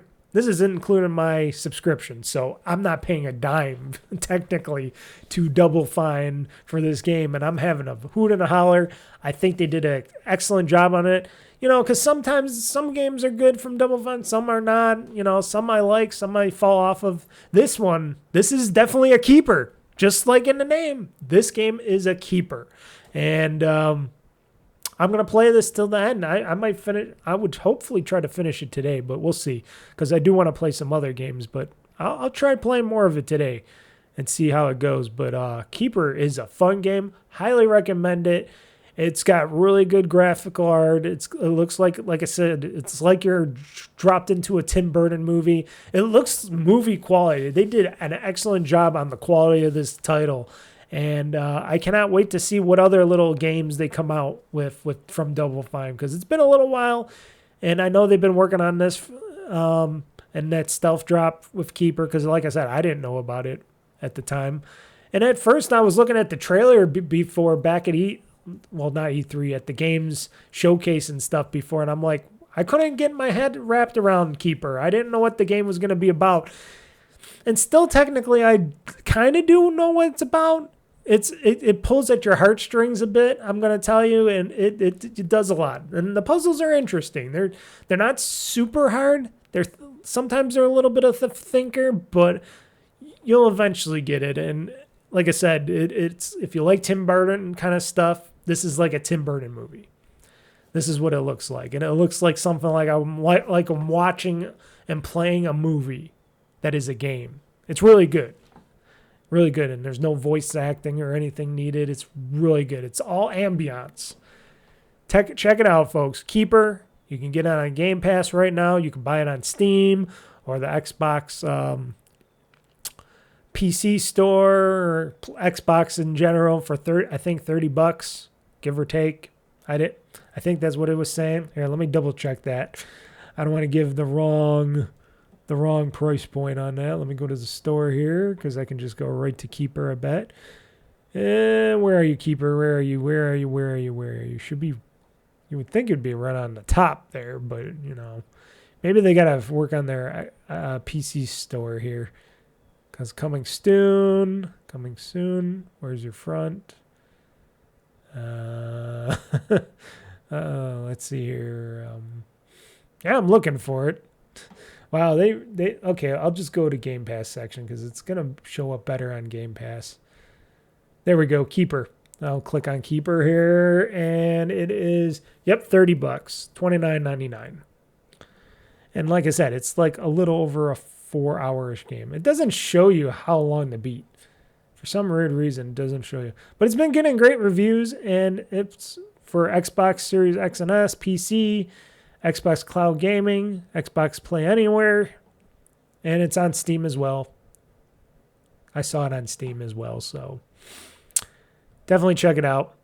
Also been going back into, and like I said, I also tried out a little bit, and I didn't really play too much of Forza Horizon 5, but I tried it out on my Xbox ROG X just to test it out and test out the benchmark.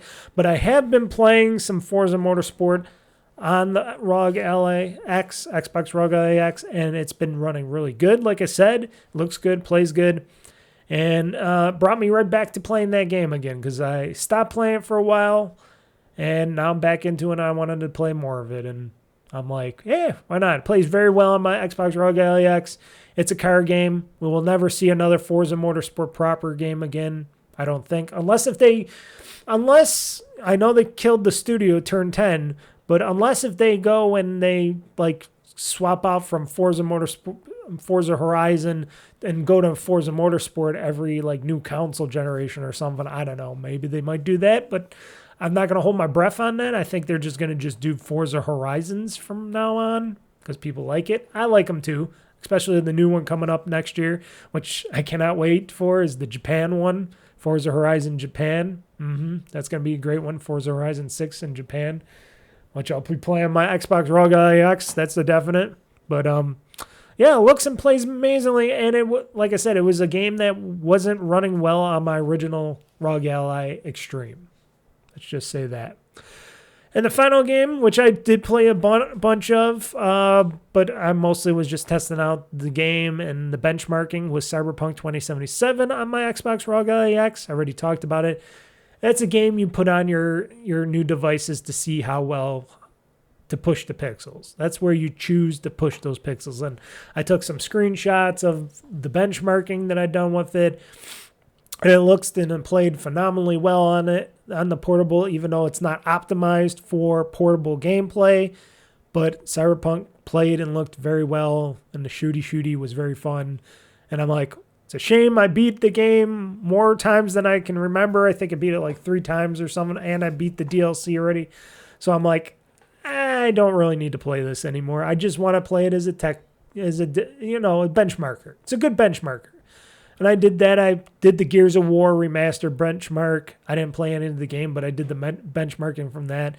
Trying to get some idea of what they say for all these benchmarks for games on the Xbox ROG Ally, which seems to be good at 30 frames, sometimes higher, on stuff like that. But most games are getting 30 frames per second, which is good for me. Good for me. It's all smooth. As long as the game plays smooth and I don't have no issues with it, that's fine by me. Okay, one more thing before I get into the finale here. We're going to go into some games news because, like I said, I did not do any Games Talk News last week, over the week, because of I was doing stuff, and I was preparing to do I had a lot of stuff going on. I had a lot of videos. I had a lot of stuff. And then, like I said, the Xbox ROG Ally was coming out. So I decided not to do any Games Talk News shows that week. I hopefully will do some this week. We'll see how this week goes on games news and stuff. But I have some news stories that I might want to cover here before we end this podcast. But before we get to that, I just want to let all you people know, if whatever you're listening to or watching this podcast, listen to this podcast, you watch any of my videos on YouTube or on the OldFreakyGamer.com website that I do. It's OldFreakyGamer.com, stuff like that. In the YouTube, on my YouTube channel, if you go to links, you can click on the link. I have a tip jar now. So I was talking about this for a while, and some people asked me, hey, Mr. Mike, if we want to help you out a little bit, which I don't really need any help, but it would be nice if it'd be nice if you want to throw a little change my way. I said, hey, I was eventually going to do some merchandise. Still haven't done that. Still planning on doing something. I just gotta, I gotta get into doing my drawings and stuff like that again. I got a drawing tablet and stuff, but I haven't begun to have time to do that stuff. But I did say, well, maybe eventually I might have a tip jar some way, Patreon or something. But I decided against the Patreon because I'm like, Patreons are for people that are, I hate to say it, we're starting off stuff. And I've been doing this for a little while now. Now, note, I could always do a Patreon eventually if people would want me to rather do that and stuff. If they want to support me and support my craft and my nice artwork and hobby and stuff. But I'm thinking, well, maybe just a simple tip jar. If you want to just go in, punch in your credit card very easily, just pay anonymous, whatever, blah, blah, blah, whatever that. So I set up a tip jar because I found out that because I have a Square account because I used to sell a lot of things. I even had the little credit card swipey, but now you don't need that anymore. But I had a Square account for the longest time, and they said that they offer tip jar things. So you could do a tip jar through Square. So I'm like, oh, okay. Because I was looking at Vimeo, I was looking at PayPal. And I was trying to start a Vimeo account, and it wasn't letting me do it. It wasn't letting me, it wasn't accepting my phone number for some reason. And I'm like, this is a regular cell phone number. So why weren't you letting me do that? And for PayPal, they just weren't letting me start an account. I'm like, why aren't they letting me start an account? Is there something going on with PayPal and all these other... And I noticed a lot of other tip jar companies out there that, because there's apparently there was a lot of tip jar companies out there they were saying on their websites that they weren't accepting new tipper jar people because of tariffs and all the other stuff going on in the world. I'm like, how's that for your business if you can't accept new clients and stuff? That doesn't make no sense. But I went because I saw on the internet that Square offered it. I'm like, when did they start offering tip jar stuff? So I looked it up. I went into my Square account. They're like, yeah, we offer a tip jars thing and all that. So I added to my website, OldFreakyGamer.com. I added a tip jar through Square. So I got a little on the top left-hand corner, or if you're on the mobile version, you'll see it right there. But on the top left-hand corner of the page, you'll see a QR code, which you can do. I don't know if it'll work on the main page as well. I might just change that up and just turn it into a jar that goes to a thing. But I put the QR code there temporarily, so if anybody tries it out on the main page, let me know if it works or not. I might actually try it out with my phone. I didn't do that yet. But if it doesn't work, I might just change it to a jar. I'll just put a jar there, and then you just click on it and stuff. But I also have the link on my links part of my website, so you could go click on it, and you could go, and if you want to go and tip me, go ahead and tip me. There's also a QR code in the thing, a bigger QR code on the tip page that I have, and a link that you could click, either or, depending if you want to do it via your phone or if you're on a PC or something, you'll just want to click it. You could go click on it, QR code it. It takes it to the Square page. It tells you all the stuff. I tell you all the stuff anyways on the main tip page, and says, hey, these tips are going. It's not that you have to tip me or whatever. I don't expect a lot, but hey, if you think my stuff is good, my work is good and stuff, hey, throw a few shekels my way, and I'll use that money, extra money, to put back into my art, my hobby, my art, my whole thing here. So I can just improve stuff and do stuff, add it to more games to purchase to play for you guys in the future, whatever, that money will go back into OldFreakyGamer.com and stuff like that. Otherwise, you're not taking food off my plate if you don't tip or anything, but it's just something I'm adding because I know people want to do that. So I'm doing that now. Like I said, it goes securely to the Square website. You'll see it. You can check your upper left-hand corner. It says secured encrypted site. It goes to the Square page where you can enter your credit card information or whatever. It has that whatever pay something. I think that's something through an app, or if you got a Square card or something like that. But you can do that. They give you a nice little receipt. They even tell you what it even has my information again on there, telling you what it's for. It's for to tip me. All transfers are non-refundable, of course, because they're tips and stuff. And it's, it's a little way to, if you want to help me out, you don't have to, but if you want to help me out, send a few shekels my way. Thank you, thank you ahead of time. And like I said, it's on my website, the tip jar, and it's also on my links page. If you're on my Old Freaky Gamer YouTube page here, and you go to just to the top for links and stuff on my Old Freaky Gamer page on YouTube, and it has the link for tips for Old Freaky Gamer for tips, and it'll take you to the tip jar, and then you can tip me if you feel like my content's worth it, whatever you feel like. Any money helps, any money is good, and like I said, it all goes back right to OldFreakyGamer.com. So that's what I want to try to do first off, and then maybe eventually I can get some stuff like the t-shirts and stuff going if I ever get to it. But I'm thinking tip jar is nice. It's something I'm not begging for money. It's not asking for anything because, don't 100% need the money, but it's good to have that a little extra thing so I know people actually care about what I do and stuff. And like I said, I'll put it back into this stuff because games, I pay for all my games. If it's not on Game Pass or something or whatever, or isn't really dirt cheap on like Steam or something, I got to pay for games that I play. So if people want me to play more different types of games and stuff and I got to buy them and stuff, it costs money. I don't beg for games. I don't ask for handouts for companies. First off, I don't even know how to do that, or even if I'm even qualified to do that, but I don't do that. I would rather just buy the games because then it's legit. And then I'm thinking, I still got the idea floating in my mind. Well, if I use this to buy like new hardware or something, or gaming hardware or games or something, and if I don't like them or if I eventually don't want them or anything anymore, then I can pass them off to you guys, like do like contests or giveaways or whatever, and I could give you guys like games or game codes or whatever, bring it back to you. So that money would also go to stuff that I can give back to you guys eventually, that seems what I want to do. It's not that it's going, to my retirement fund or anything. It's just to have fun with this art hobby that I do, my art hobby, my hobby of art, of gaming, making videos, podcasts, stuff like that. And like I said, because I don't want to do advertisements. I'm never going to do advertisements, at least not me. If YouTube puts advertisements on my videos, that's them. That's not me. So I'm just saying right there and then, that's all YouTube, not me.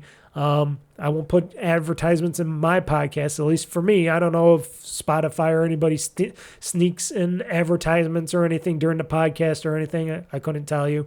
But I don't do advertisements. If somebody wanted to advertise with me, they could. It would just have to be something for it'd have to be gaming related. It'd have to be for video games. It would have to be something really cool. It couldn't be something that's like shady or stupid or whatever, chips or underwear or beds and stuff like everybody else does. It would have to be for some video games or something. It would have to be something legit that I would like to back. Like if Asus was to give me the next generation of the Xbox ROG Ally X or whatever down the road, or another one, or future editions or something, or Microsoft wants to let me try out their next gen console ahead of time. Hey, there you go. Otherwise, like I said, the tips, it's all because you guys want to support what you love and what I do, and that you like what I love to do. That's what it is for. It's not to push, not to shove, but hey, if you want to, be my guest. I might even put a link of that into my show notes. I should do that too. I gotta find the link to that though too. But hey, feel free to tip away. Like I said, it's all secure transactions. It's going through Square and through what does Square use? Is Square and MasterCard or something like that? So it's all secure transactions. They give you a receipt as well. So it's good to get a nice digital receipt as well back with my little logo on it and my stupid comments and stuff. But yeah, ahead of time, thank you. And let's all support those that support everybody else and supports this industry, and support and have fun. Everybody have fun. So why don't we get into the games news? I'll go through a couple news stories. I got a lot of them here, but I'm going to only go through a few of them because I just want to make this podcast go. I've been talking a lot, and my throat is still kind of so I'll try to get through. I got a lot of gaming news stories here, but I'll go through some that I think is good. So let's get into the games news. That is the games news. Locked and loaded, ready for the fight. Game Talk Newz, gonna set the stage alight. Mr. Mike's got the scoop, he ain't holding back. Dropping bombs on the gaming industry track. Hear the thunder, feel the roar. Game Talk Newz, gonna settle the score. From E3 to PAX, they got it all. The highs and lows, ready to brawl.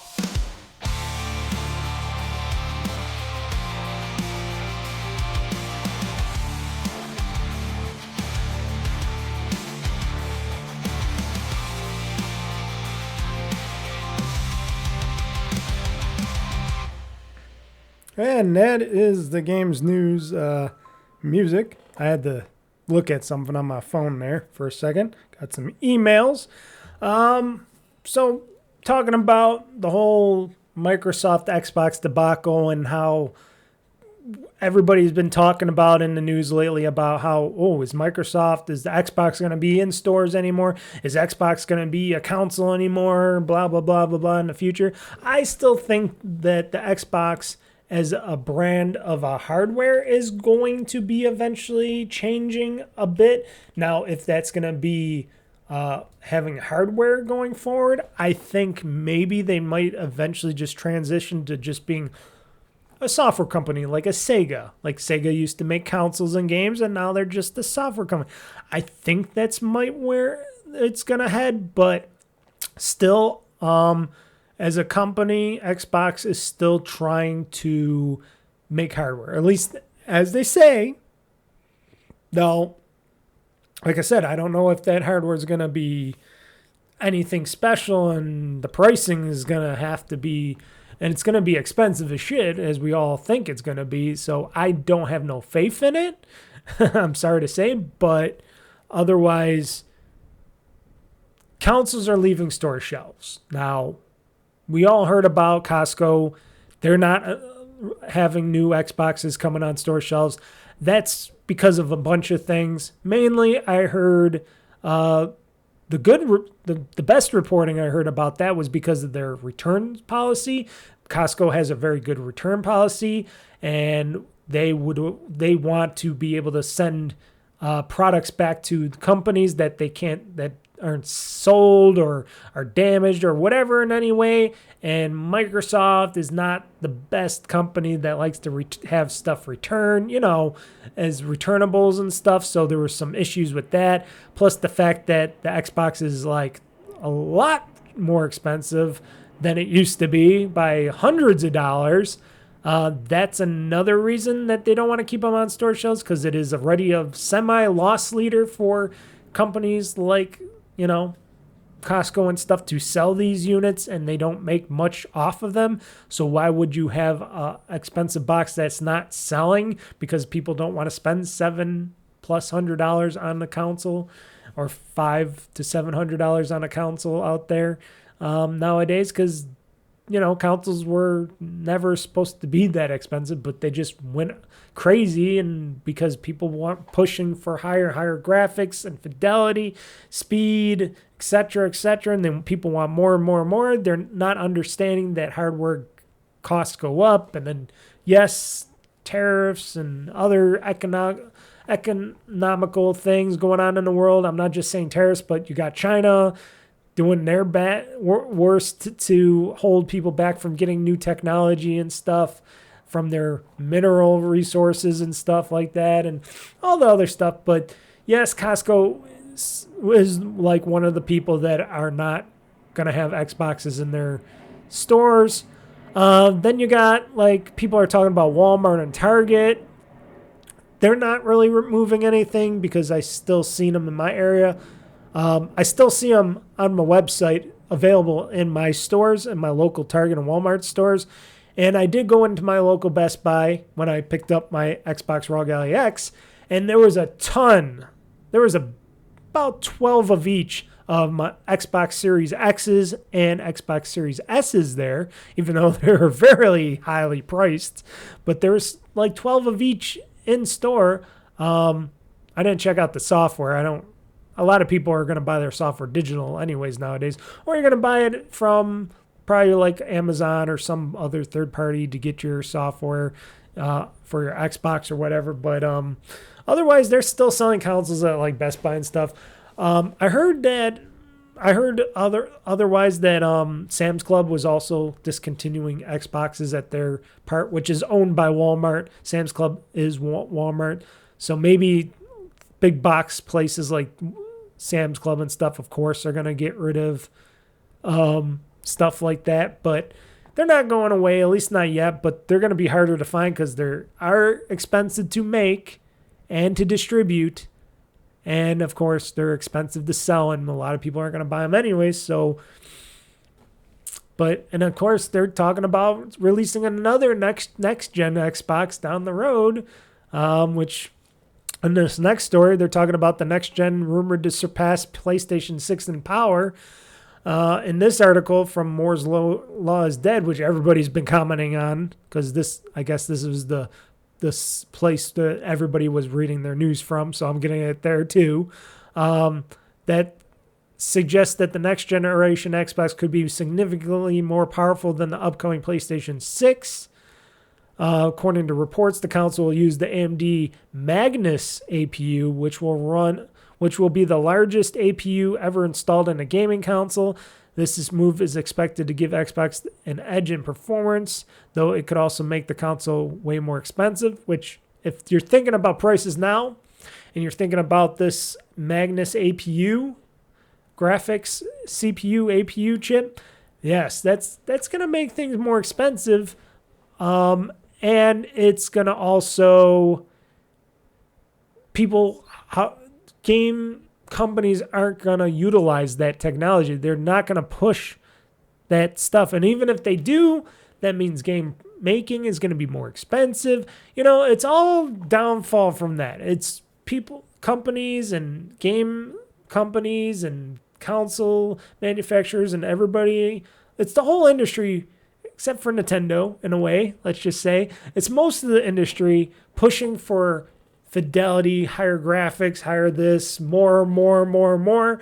But then they need more money for all that stuff, and they think, gamers got endless pocketbooks that they're willing to spend more on all this stuff. So then they're crying like, why aren't people buying our games for $70, $80? Well, it's because people can't afford $70, $80. When you had games for $60 and below, people were buying games a lot more. Now when you got people playing 1 to 2 games a year, as I heard in another article that I read, you're not going to get that many people buying your $70+ games in a year. There's less people buying your games because people are hanging on to games and stuff like that. So, and they're happy playing them on systems there. Now, there are a few of those people out there that want better. I want 4K, 120 frames per second on this and that and that. And it's like, do we really need that for every game? Or can we just have people make the games they want to make first? And then if they make them, more graphically intense and stuff, they can, but they don't need to. That's where I'm at. I'm the person that says, hey, I am happy playing a game like Keeper, which looks great. It's a great looking game, but it's not super graphically intense, even though if you put it on Ultra or something, it does fuck things up, but I don't know if that's just the smoke or the ray tracing or whatnot. But then you got games like grocery store simulator, supermarket simulator. That's the cheesiest, probably cut and paste made game out there. I gotta say, I love the game to death, but it's like cut and paste out of whatever. What did they use for it? I forgot did they use? They don't use Unreal on it. They use what's that thing called? Oh shoot. I'm trying to think of the name of that other game engine called the Unity engine. If they're using Unity and they're using the Unity Play sandbox of toys and stuff, then yes, and that game is amazing. And it's not fidelity, it's not a pixel perfect graphics and stuff, and it's a great game for somebody like me. And then there you got your games in between, you got your lower end games, you got your higher end games. But not everybody's pushing for that, and it's still daunting to me, especially in the time of now where things are way more expensive and everything's more expensive. Games are more expensive. These hardware is more expensive. It's still dumbfounding to me that Sony and Microsoft are still pushing and playing the game of, we got to make our consoles more powerful. But then we got to raise the prices. And then less people are going to buy our consoles. They're going in that wrong direction. And I don't understand what's pushing them to do that when they could just make like a lesser system. Like if I was Microsoft, I would take the different approach. And I know a lot of there's game publishers out there that would suggest differently because I don't know what the fuck they're thinking either. Because you still have these game companies who are like, the Series X is holding us back with our games. I'm like, first off, the Series X is way more powerful than like the Xbox One. And you guys were just making games for the Xbox One. So what is your problem of not putting games out and being able to make those games for the Xbox Series S console? And that, you don't like it that you have to make it. When you make games that can scale on multiple PCs and handhelds, it seems, people say, some of these game developers and publishers are kind of lazy and they don't want to do all that extra work on that stuff. But maybe they should have better technology to, I don't know, maybe make their game adaptable to any kind of power hungry console or handheld or a PC or whatever, or depending on the device, it could scale to that type of device. Maybe they should make something like that in their arsenals when they're making games or future games, that these games that they make can be, scaled to whatever device or platform that these games are going to be played on. Then they wouldn't have that much problems. I know it's probably not the easiest thing to do or create, but it's something that people should do. And I hear it's raining now. I'm hoping it's not raining through my windows. So I'm going to have to hurry up with the news so I can close some windows here. But and I'm talking about real windows, not Microsoft Windows. But I don't know. I think everybody's going the wrong direction. If Sony and Microsoft just said, hey, our next gaming consoles are going to be, sure, they can make them still more PC-like, but they're going to be with hardware that is suitable to be like $400 consoles or something. And maybe, like I said, I know storage technology is expensive, but if they want to provide only a 512 gigabyte drive in them, but say, hey, you can update this just like your ROG Ally or anything else, just pop an M.2 drive, which Sony did. Sony did it the right way. Microsoft went the way of the little memory card again, which they like to do. And I'm like, Microsoft, why don't you have it so you can just have an M.2 slot in it, so you can just pop in an M.2 drive in the next console? I would think that would be better. But let us upgrade our own storage in them. Have like 512 gigabytes of memory of storage on the unit itself, soldered on the unit, and then have an M.2 drive saying, hey, buy your own drive, plug it in, and there you go. Then you'll have more storage. You can have up to 8 terabytes, which they go up to 8 terabytes of storage. That's what they should all do. And then it'll keep the cost of the console down. Sure, people will complain, oh, this console only comes with 500, and I hear it from everybody, it only comes with 512 gigabytes of memory or storage on there. Yeah, but if you can pop in a new M.2 drive, then there should be no complaining, right? Right? I think so. And I know Microsoft does that more proprietary and stuff with their whatever plug-and-play memory unit. And like I said, they should get away from that on the next gen. Just make an M.2 drive that you could pop in there. And that would make these consoles a lot cheaper. Make them with good, decent car graphics in them and decent stuff. Make it so it can be $400. Sell them, and I bet you they'll sell a lot more consoles at that price. And if Sony does the same thing and, do it more PC-like, then they could push this stuff. Hold on, I am going to pause this because there is some rain going on, and I got to see. Okay, it is pouring outside, so I got it just in time, folks. So, yeah, like I said, just in time. My belief is they should not keep on pushing this power struggle because they're just going to fail. Both Microsoft, Xbox, PlayStation. I said this before. I'll say this again many more times in the future. They're just going to fail themselves out. Eventually, they're going to price the market out. They're going to price out most of the gamers out there. They're going to price themselves out of the market.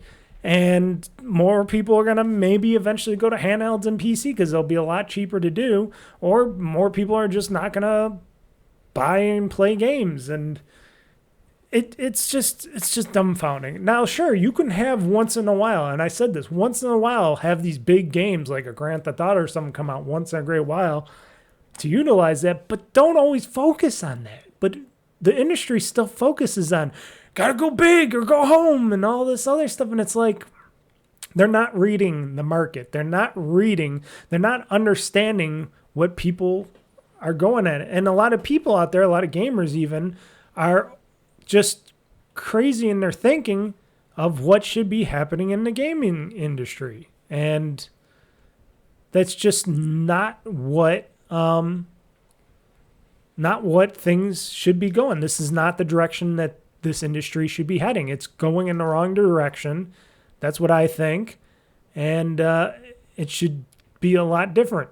It should be. And will that ever happen? I don't know. Maybe it's going to take a big super kicking ass between the both Microsoft and Sony and all these other companies out there that are making the games, saying, hey, we're losing money, so much money, and nobody's buying games, and we gotta think different. But a lot of people are stuck in their ways, and they're still stuck in these times of, we're going to still make money, and then we're going to raise our prices even more to $80, and it's not going to work out well for them. It's not going to work out well for them. That's why you got all these consolidations of big, giant companies. That's why I'm glad that I am more open to my gaming desires, where I can play indie games and smaller games and not go for the biggest, greatest titles out there. I do like my big titles, like big games like Grand Theft Autos and stuff like that, Assassin's Creeds and stuff like that. But I still like those little games. Like Keeper. Keeper's a little game. It is a great game. And I was just talking about this and this other news story from, was it from Circana's? Okay, from Circana, market research company, Circana. Matt Piscatella. Yeah, Senior Director Matt Piscatella from Circana's market research company stated that when they were doing their research on all this stuff, on games and stuff like that, and how most people in the United States, at least, more than 60% of the U.S. game players only buy 2 games or fewer per year because they like to buy games that will give them a long thing. Games are expensive, first off. 2, they like what they like, and there's a lot of games that they just want to play and continue to play for a long time. I got friends like that will play the same damn games over and over and over again. I got one guy that's playing Fight Night. What is it, round 3 or something? It's a Xbox 360, Xbox One title, and he's still playing it till today. At least until EA eventually takes off those servers, which I'm thinking now if they go through that sale and stuff, I'm pretty sure that that's going to be going off, get off the network. I'm sure they're going to shut down that network from Fight Night because they're not even doing any new Fight Nights or boxing games. But yeah, he's gonna hate that. He's gonna be like, Mikey, my game isn't working anymore online. It's offline. And I'll be like, yeah, because they took it offline. Why do they do that? Well, are they making any money from you? I pay for game. I buy Xbox Live. I'm like, what is that giving EA? That's not giving EA any of your money. It doesn't matter. I bought this game. I should be able to play forever. People like that just don't understand what costs are and internet costs and, server costs. He's going to be one of those people. But he's one of those people that'll still play that game. He'll play some other games, but he's mostly playing just 1 or 2 games. And I know other gamers are like that too. And it's sad for them, but still, that's what they do. And, I'm not like that. Maybe I'm the other end of the spectrum where I play too many games and I try to play more games and I get just buried in games all the time and I spend too much money on games. But that's just what I like. It's a very unhealthy hobby, a good unhealthy hobby. But yes, market research states that only 60% of people only buy, and that's a big chunk. That's more than 50% of people in the United States. That's just the United States. Well, maybe we've got to see what the rest of the world is doing. Plays like two games every year. Now, I played over 50 games this year, and last year I played over 50. I think played over 60 games last year. So I'm not in that category, but that's who's buying these games still. People like me that are stupid. But still, I wait for sales, though, too. So, and let's see here. Congratulations to Battlefield 6 for selling a record-shattering 7 million copies in 3 days, giving EA shooter franchise its best launch ever. There you go. I'm not really a big Battlefield guy. I did like the Battlefield Bad Company games. I did like that Battlefield 1 game, but I'm not an online player, so Battlefield 6 isn't for me, and I heard this campaign was really short and really crappy, so that's not a game I'm going to ever play, folks, because I'm not an online gamer like that. I'm not going to play it. I'm not in their category, but the other 7+ million people are in that category, and I'm glad that they're liking that game for its online gaming needs. So yeah, that's great for them. 2 more stories we'll go through. One very sad, because I was going to go and talk about this, but this one we can... No, I'll save this one for another time, this one story could save for another. But this one, very sad. Talking about the today's release of Ninja Gaiden 4. Former Ninja Gaiden Dead or Alive creator, and I'm going to say his name really badly, so excuse me. Tamanabu Igaki, Manabu Igaki, Mr. Igaki, Mr. Sunglasses, as I like to call him, Mr. Rockstar, has passed away at the young age of 58. He was only 58 years old. On October 16th, Tamanabu Igaki has passed away at the age of 58. Tributes to the Dead or Alive creator have been pouring in from fans and fellow game developers alike, especially from his home country of Japan. A lot of people from different industries. He was the creator of from the early days, the Dead or Alive series, and he created, the I can't even speak anymore. The Ninja Gaiden series and a bunch of other stuff. He left the company because of he had a falling out with Tecmo because of the whole I guess he wasn't getting paid royalties, and they were making him thinking like they were bad and he was bad, and a whole bunch of bad stuff behind the scenes, and he was suing them and all that. And then he started up a new company, and he never really got out of the game. And I guess he passed away because he was fighting a disease or something he had. He got really sick recently, and then he passed away. So, yeah, it's sad. And because he did a lot for the industry. He created he created the Dead or Alive series. Remember Jiggly Boobs? That was all him, folks. That was his masterpiece right there. The whole jiggly women boob thing in those Dead or Alive games. That was all him and Igaki. And then, like I said, the Ninja Gaiden series was him too. And he did a lot. He started up as like a games engineer, and then he went off to become somebody really big in the industry. And there's actually documentaries of him. If you look at the Icons documentary from G4 back in the day, they did a whole Igaki documentary on him. It's pretty good. So I got to say, rest in peace, Mr. Igaki. You went too soon. 58, battling whatever disease. I'm sure it'll come out eventually. It's probably some sort of cancer or whatever, I'm guessing. But very sad, because I was wondering what he was doing for all this time. And then when this came out, I'm like, oh, the creator of Ninja Gaiden and Dead or Alive passed? Oh, man, no more sunglass guy, as I like to call him. Because I was always wondering if he was ever going to create a new game or whatever, and that just never happened. So sad. So sad. So rest in peace, sir. And in funnier news, Nintendo's lawyers and Nintendo / Game Freak's lawyers are probably going crazy, freaking out amongst Nintendo and them on the whole massive leak that exposes Pokemon gaming plans for the rest of the decade, I guess. People are hacking the system, hacking the Pokemon. According to leaked documents, Game Freak's next 5 years look like this.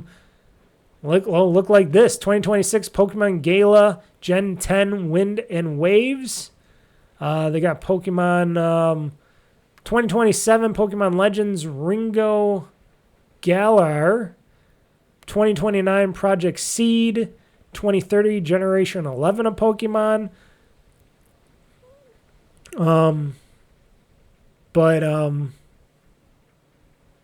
So this is Generation 11, 2030.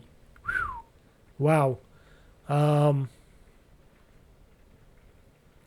Let's see here. Then they talk about what each one has. Like, I got project. Let's go back to the 2026 one here. Mainline generation, codenamed Gala, is allegedly targeted 2026, released with DLC expansions planned through 2027. The leak also includes both a visual target and an early prototype screenshot suggesting a more ambitious graphical style than Scarlet and Violet. Yeah, they need to update those. They need to make them look more like Pal World Pokemon. They got to get more Pal World-like. And then 2027, Pokemon Legends Ringo Galar, replacing earlier rumors of Legends Galar. The project now appears to focus on a time long before Pokeballs and cities, roughly 1,000 years in the past. Concept art reportedly shows stone-made Pokeballs, trainers, and Pokemon surrounding a campfire and a cauldron and untouched landscapes, possibly linked to the past Pokédocs Pokemon introduced in Scarlet and Violet. The tone evokes a raw, survival-driven adventure exploring the origins of Pokemon/human coexistence, meaning enslaving Pokemon and throwing them in little cages that are on balls, and making them fight, of course. 2029, Project Seed, perhaps the most talked about revelation. Project Seed is described as a new kind of Pokemon RPG connecting all 4 Japan-inspired regions, Kanto, Johto, Hoenn, Sinnoh, into a single adventure. Concept art shows travelers journeying across massive interconnected environments, fueling speculation about an open-world remake or spiritual successor to early generations. And boy, oh boy, that's a lot of different stuff. So basically, folks, if you want a really good Pokemon game, you got to wait till 2029 to get a really good new Pokemon game. That's what I'm thinking. I haven't played any of the, recent Pokemon games like the Scarlet and Scarlet Violet, whatever it is. I don't even know what they are anymore. The last one I played was the one that came out for the Switch 1. Now it's just like, I'll wait. I'll wait till they do something real with Pokemon, which they haven't done in a while, so I'm not really worried too much on what's coming out from Pokemon in the near future. I haven't been too Pokefied for a while now because they just have not really done it for me for a little bit now. I want a really good new Pokemon game. I want something like Pal World. Just saying. I know a lot of Poke freaks out there are going to hate on me, but that's okay. I'm not hating on it because I think it's stupid. I like Pokemon. I still like Pokemon. I'll still play the older Pokemon games. I just want something better. Just like I say about PlayStation. I don't hate PlayStation. I just hate what Sony's doing to PlayStation and that they should have more games and better games and more variety. Then I'd be playing more PlayStation. Stuff like that. Anyways, folks, the podcast is over. I am done. If you got any comments or questions for me, please feel free to put them down below in the comments below if you're watching this on YouTube or OldFreakyGamer, which if you do watch on OldFreakyGamer, you've got to click on the video to go to YouTube to post the comments. Or you can email me at oldfreakygamer@gmail.com. And if you really like my stuff, if you really like my shit, you like my hobby, my art, my stuff, my podcast, my videos, all that stuff, feel free to tip me because I got a tip jar now. And you could go to oldfreakygamer.com for the tip jar, or you could go right on the YouTube page, go to the links, and there's a link for the YouTube jar right there. That'll take you right to my page and then right to the Square page. And tip whatever you like, whatever you feel I am worth. And I thank you all once again for watching, listening to this podcast. Tell your friends, family. Subscribe to my YouTube channel. A few people did, but I'm sure they're going to jump off eventually because that's what people do, and that's okay. I'm not one of those. But thank you for listening. Thank you for watching. I am out of here, folks. Until next time, I'm Mr. Mike signing out. You know what? Before that, I didn't say I was going to play this Friday on this Wednesday. Okay. I always rush through the ending, and I got to stop doing that because I always forget about stuff like this. So future stuff, I think I'm going to have a first gameplay of Ninja Gaiden 4. I'm hoping today as it comes out. We'll see, or else it's going to come out Tuesday. This Wednesday, I am going to have a Let's Play of Keeper going up, so you can watch me play some Keeper on Wednesday. And this Friday, I am going to have my GameOn session is going to be me playing The Wolf Among Us. So if you've seen or played that before, or if this is something new to you, well, this is like a spooky-ish kind of game that I'm going to have. I don't know if it's really spooky, but it's from the Fables series, and it's a game from Telltale, and it's a really fun game, and I wanted to play it, so I'm considering it like a spooky-ish game. And it's called A Wolf Among Us. It's a really good game. I played it and beat it like a few times already. I got it again on Game Pass here for PC, so I want to play it again, and that's what I'm going to stream this Friday. So if you're interested, join me on Friday at 8 p.m. Eastern Time on OldFreakyGamer.com, YouTube.com/OldFreakyGamer-2023, or Twitch.tv/OldFreakyGamer to see that. Now I can end the show. So everybody, until next time, game on, game hard, world conquest. Because I am Mr. Mike. This has been the GamezAttack podcast, and I am calling this show Game Over. So everybody,